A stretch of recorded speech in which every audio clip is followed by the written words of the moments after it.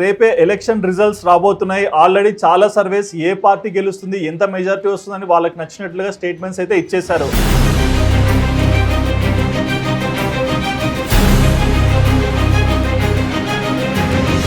అన్ని సర్వేలు విన్నాము. మరి మా యువ సామ్రాట్ గారి సర్వే కూడా తెలుసుకోవచ్చా?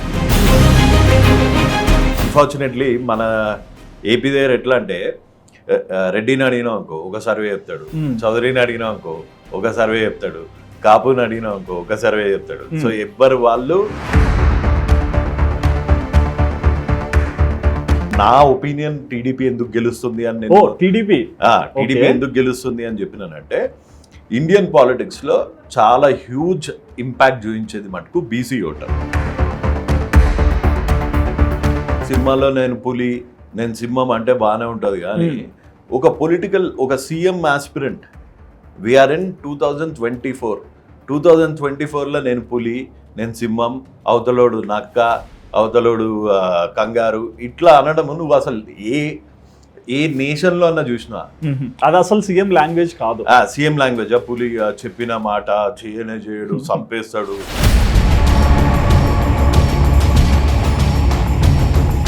ఈసారి వైసీపీకి వై నాట్ 175 అనే ఎజెండాతో వచ్చారు కదా, మరి ఎలా మీరు కాన్ఫిడెంట్ గా చెప్తారు ఖచ్చితంగా టీడీపీనే గెలుస్తుందని? వాళ్ళు కాన్ఫిడెంట్ గా చెప్తున్నారా? వై నాట్ 175 అన్నారు. 175 100 కాన్ఫిడెంట్ కొడతామని కూడాలన్నా అన్నాడా, వంశీ అన్నాడా? అసలు వాళ్ళ అడ్రస్ వాళ్ళు ఎక్కడ కనిపిస్తున్నారా మీకు మీడియాలో? Why I am supporting Pawan Kalyan is not because he's a great actor. He's a great human being. Okay. ఎందుకు గ్రేట్ హ్యూమన్ బీయింగ్ అంటే లెజిటిమేట్ మనీ అంత కష్టపడి తీసుకొచ్చిన లెజిటిమేట్ డబ్బులు తను పాలిటిక్స్ లో పెట్టాడు. ఇంకా మా సీఎం ఏమంటాడు, ప్యాకేజ్ స్టారా? Shame on him. Obviously, Pawan Kalyan can show his bank statement over the past 10 years. Can you show it? చూపిలేరు. మరి ఓవరాల్ గా మీ ప్రకారం టీడీపీకి ఎన్ని సీట్స్ వస్తాయి? Janasena and BJP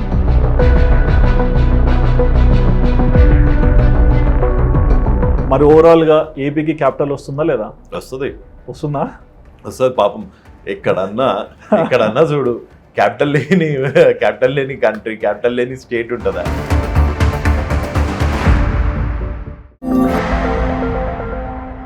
hi viewers, welcome to వాదాన్. నేను మీ హోస్ట్ సుధిరెడ్డి.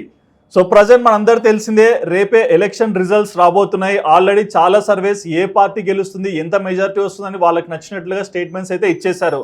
బట్ వీటన్నిటి మీద మనకి ఇంకా కొన్ని డౌట్స్ అయితే ఉంటాయి. ఎందుకంటే ప్రతి పార్టీ కార్యకర్త కూడా మా నాయకుడే సీఎం అవుతాడని చాలా బలంగా చెప్తున్నారు. మరి వీటన్నిటికీ మనకి వాళ్ళు ఆన్సర్ చేయడానికి ఒక వ్యక్తి వచ్చారండి. సో సోషల్ మీడియాలో ఆయన ఎప్పుడూ ఆయన స్వరాన్ని వినిపిస్తూనే ఉంటాడు. ఆయనకు నచ్చిన విధంగా నచ్చిన పార్టీకి వెళ్ళి చెప్తూనే ఉంటారు. సో మరి ఏంటి ఆయన అనుకుంటున్నారా? యువ సామ్రాట్ గారు మన స్టూడియోలో ఉన్నారు. సో ప్రతి ఒక్క డీటెయిల్ కూడా ఆయన అడిగి తెలుసుకుందాం. హాయ్ అన్న. నమస్తే. Good morning everyone. Good morning. So రేపు మార్నింగ్ ఎలా ఉండబోతుంది? రేపు morning by 9 I think postal ballot ni counting start aitadi anukunta. So there are about 5 lakhs postal ballots isari. So isari zabarast untadi ante starting nunche government employees ఎవరికి వేసారు and then election డ్యూటీలో ఉన్న వాళ్ళు ఎవరికి వేసారు. So మెల్లిమెల్లిగా I think by 11 or 11:30 ఒక basic understanding అయితే వచ్చేస్తుంది. ఎవరు గెలుస్తున్నారు ఎవరు గెలవట్లేదు అని ఒక బేసిక్ అండర్స్టాండింగ్ అయితే వచ్చేస్తుంది. ఓకే, బట్ నా స్ట్రైట్ క్వశ్చన్ అన్న, అన్ని సర్వేలు విన్నాము, మరి మా యువ సామ్రాట్ గారి సర్వే కూడా తెలుసుకోవచ్చా? నాకు సర్వే కాదు, అట్లీస్ట్ మీ ఒపీనియన్. సర్వే చేయాలి అంటే ఒక స్ట్రాంగ్ బడ్జెట్ ఉండాలి.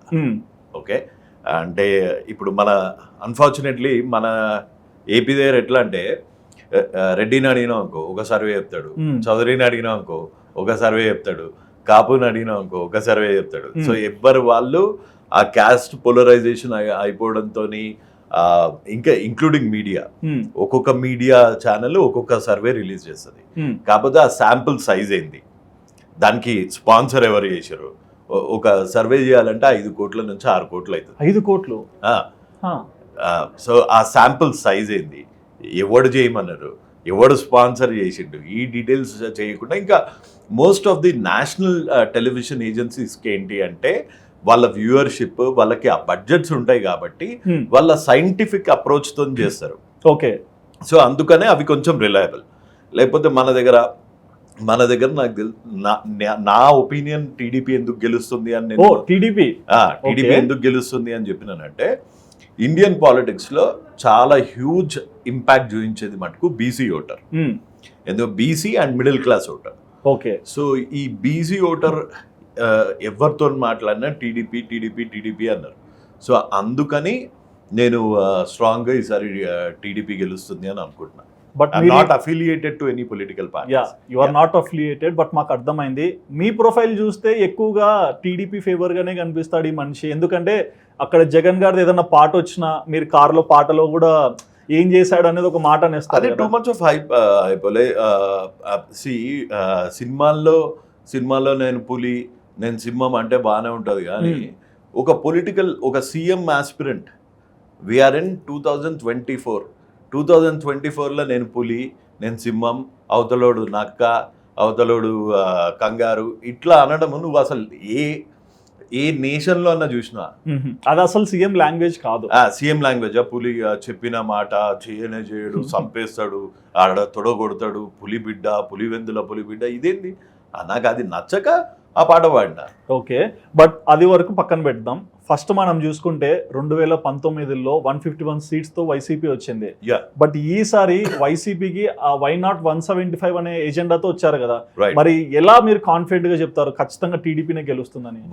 వాళ్ళు కాన్ఫిడెంట్ గా చెప్తున్నారా? వై నాట్ 175 అన్నారు, ఏది 2 నెలల కిందట వరకు కూడా అన్నారు. కనీసం ఎలక్షన్ అయిన దగ్గర నుంచి 175 సీట్లు మేము కొడుతున్నామని అన్నారా?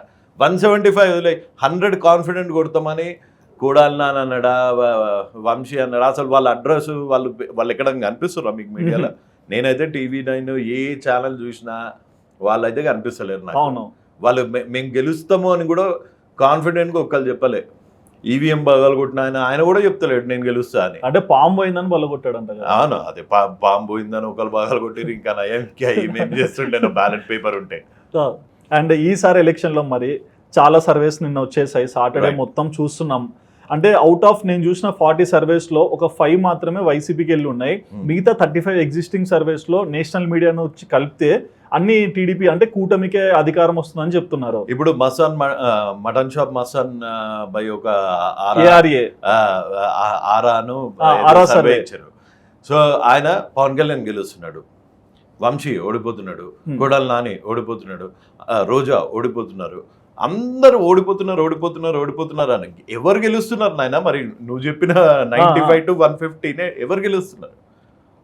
నువ్వు క్యాబినెట్లో ఉన్న 14-15 నేమ్స్ అందరూ ఓడిపోతున్నారు. అతను మస్తాన్ కాదు, ఎక్స్ ఐటీ మినిస్టర్, ఆయన ఓడిపోతున్నాడు. సుజనా చౌదరి గెలుస్తున్నాడు అని అందరూ అమర్నాథ్ ఫనీగా యాక్చువల్గా. సో నేషనల్ మీడియా వచ్చి why should we establish our firms, our offshore development centers in Vizag అంటే because Vizag has a beautiful beaches అన్నాడు.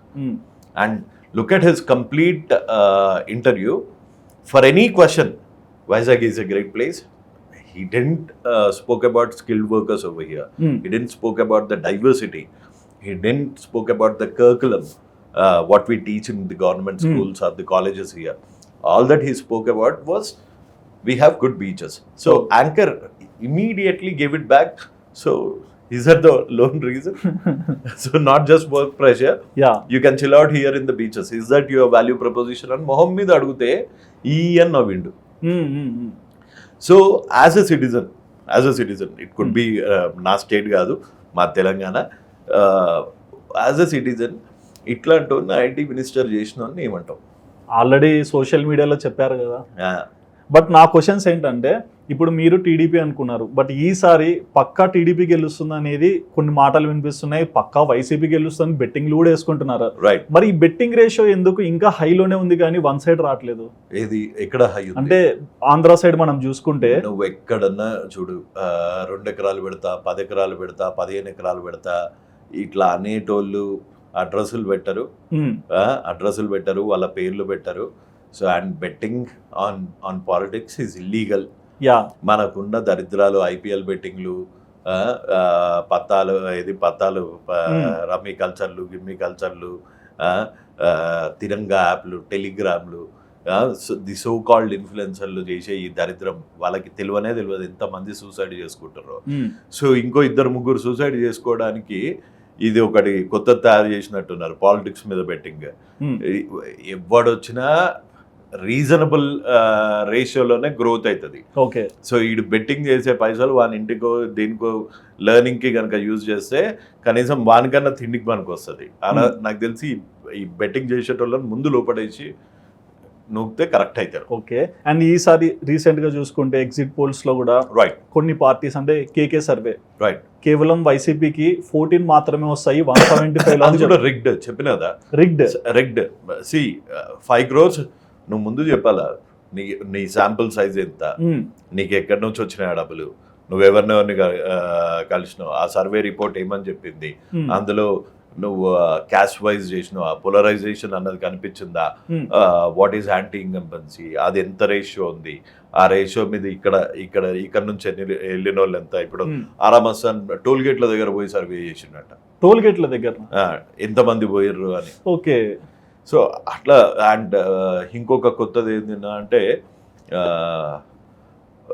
ఉమెన్ ఒకలాగా ఓటేసిందంట, అంటే సార్ వాళ్ళ వైఫ్ ఆయన మాట అయినదేమో తెలియదు. ఓకే.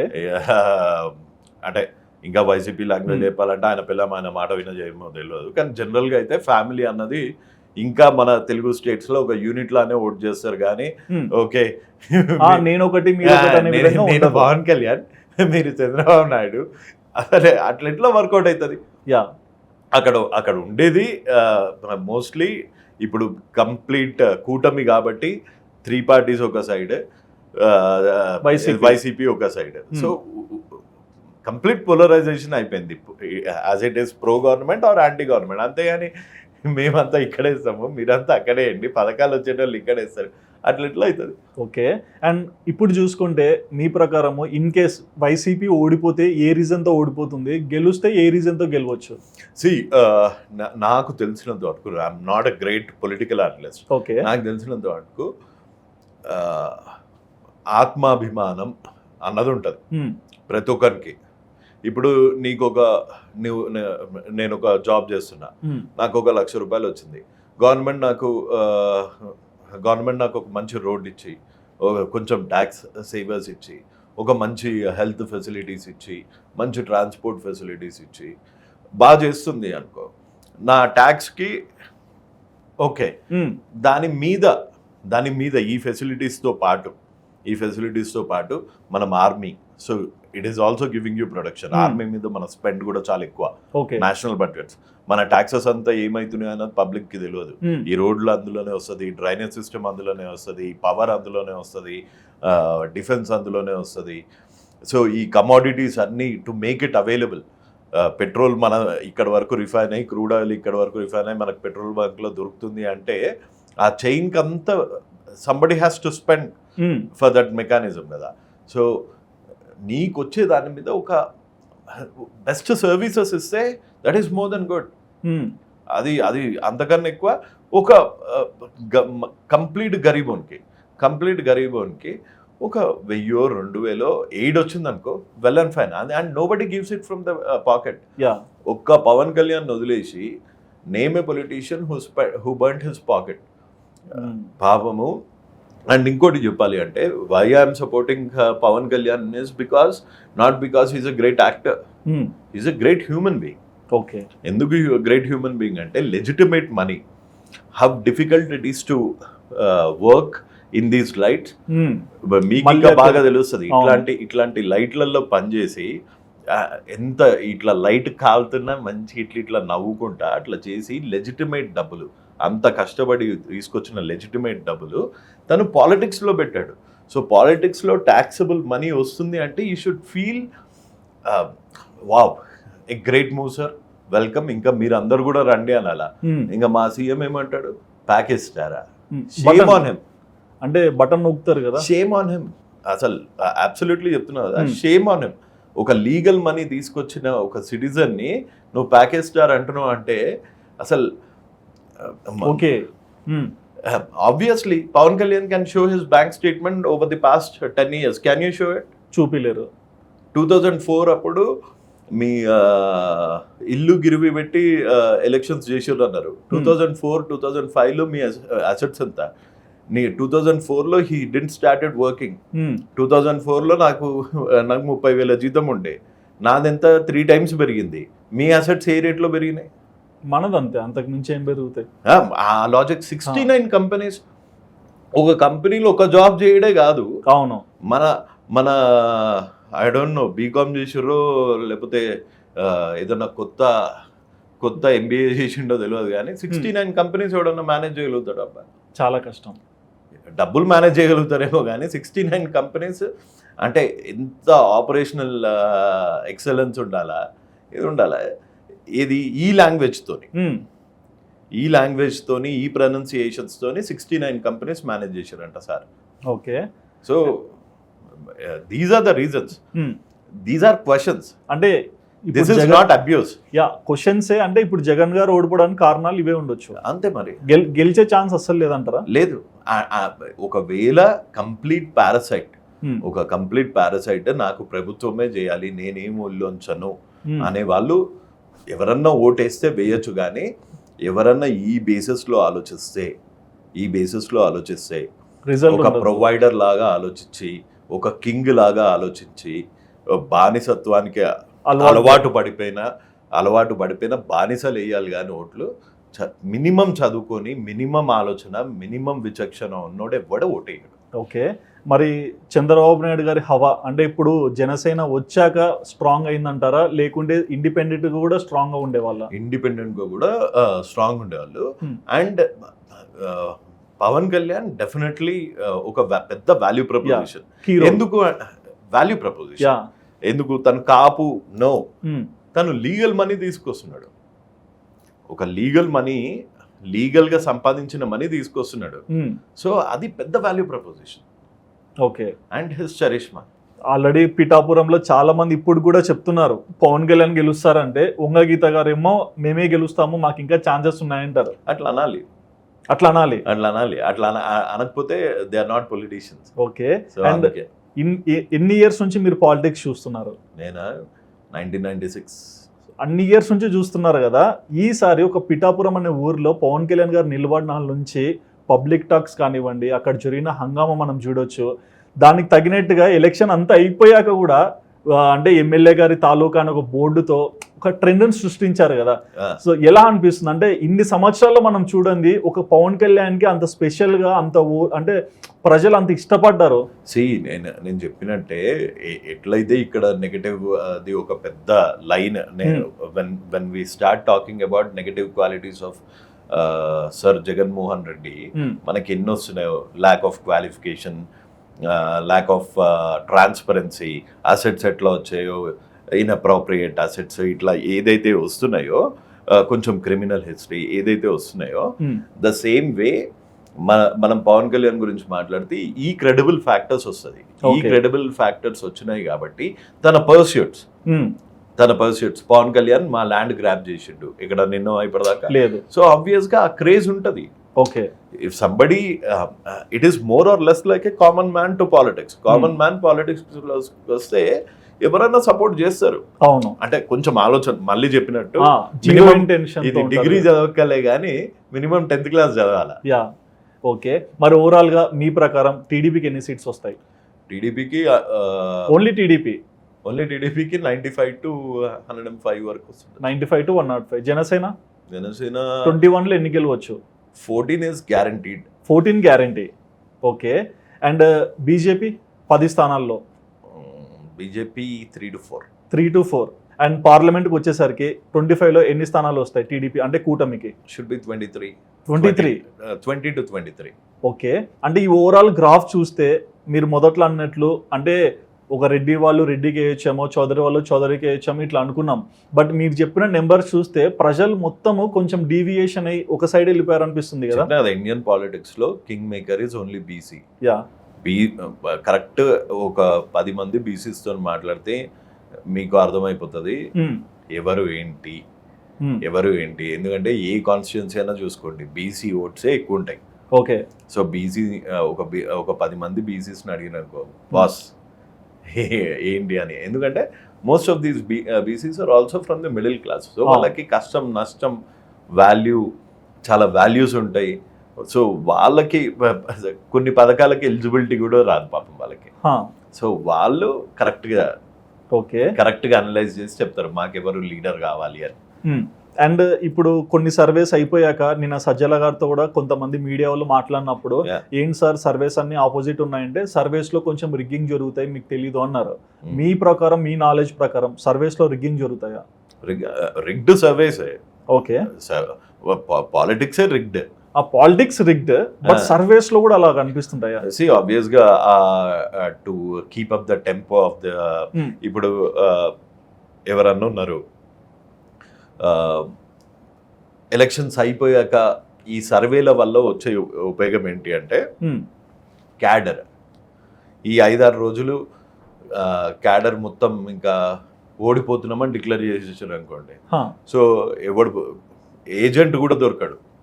ఇది కౌంటింగ్ రోజు కూర్చోనికి ఏజెంట్ దొరకడు, గెలిచిన చోట ర్యాలీ చేయడానికి కార్యకర్త దొరకడు, ఎవడు దొరకడు. డబ్బులు ఇచ్చినా దొరకడు, పులిహార ప్యాకెట్లు బిర్యానీ ప్యాకెట్లకు కూడా దొరకరు. సో అందుకని ఏం చేస్తారంటే వాళ్ళని కొంచెం ఉండాలి కదా భజన బ్యాచ్. సో అందుకని వాళ్ళని మోటివేట్ చేయడానికి మాకు ఇన్ని సీట్లు వస్తున్నాయి అన్ని సీట్లు వస్తున్నాయి అని ఈ సర్వేస్ని రిగ్ చేయించే ప్రాసెస్ చేస్తారు. ఓకే, అంతేగాని అంటే ఆబ్వియస్గా ఏమైనా రిటాలియేషన్ ఉంటుందేమో, లేకపోతే ఏమైనా ఫోర్స్ అప్లై చేస్తారేమో గెలిచిన వాళ్ళు. సో దానికి కొంచెం రిటాలియేషన్ ఉండాలి అంటే నీకు కూడా ఒక ఫౌజ్ ఉండాలా, నీకు కూడా ఒక దమ్ము ఉండాలా, నీకు కూడా ఒక ధైర్యం ఉండాలా. అండ్ ఎక్కడైనా పేదోడే దమ్ము. అవును, పేదోడే దమ్ము. సో వాడిని కొంచెమన్నా ఈ సర్వేలతోని మభ్య పెడితే కొంచెం వాడు ఉంటాడు ఈ 2-3 రోజులు ఈ నెల రోజులన్నా.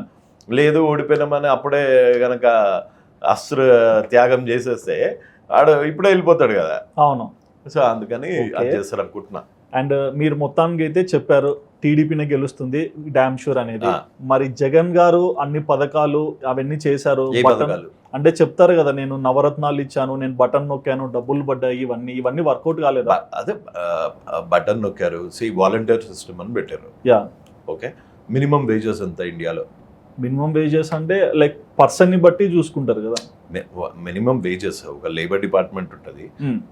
ఒక వేజెస్ కి అసలు వాలంటరీ సర్వీస్ అంటేనే ఫ్రీగా చేయాలి. వాలంటరీ అనేది ఫ్రీ, అర్థం అదే. సో మీ పార్టీ కార్యకర్తల వాళ్ళు కాదు. సో అది డెమోక్రటిక్ ప్రాక్టీసా? మీ పార్టీ కార్యకర్తలని పెట్టుకో. అవును, గవర్నమెంట్ ఫండ్ తోని. సో బేసిక్ క్యాలిక్యులేషన్ 1000 కోట్లు దాటుతుంది. ఆ 1000 వాళ్ళ జీతం 5000 ఇస్తే ఇది 10,000 ఇస్తున్నారు. ఇప్పుడు 5,000 ఇస్తున్నారు. 5,000 ఇస్తే ఈ 5 ఏళ్ళకి 1000 కోట్లు దాటింది వాళ్ళ శాలరీస్. 1000 కోట్లు 1000 కోట్లు దాటింది. ఈ 1000 కోట్లతో ఎన్ని రోడ్లు వచ్చేటి అసలు? అయినా ఇప్పుడు అంతా ఆధార్ లింక్డ్ బ్యాంక్స్ ఉన్నప్పుడు ఇంటికి వెళ్ళి ఇవ్వాల్సిన అవసరం ఏంటి? అవ్వాతాతలకి వాళ్ళకి బ్యాంక్ అకౌంట్స్ ఉన్నాయి, కార్డ్స్ ఉన్నాయి, పోనీ వాళ్ళకి ఇవ్వు.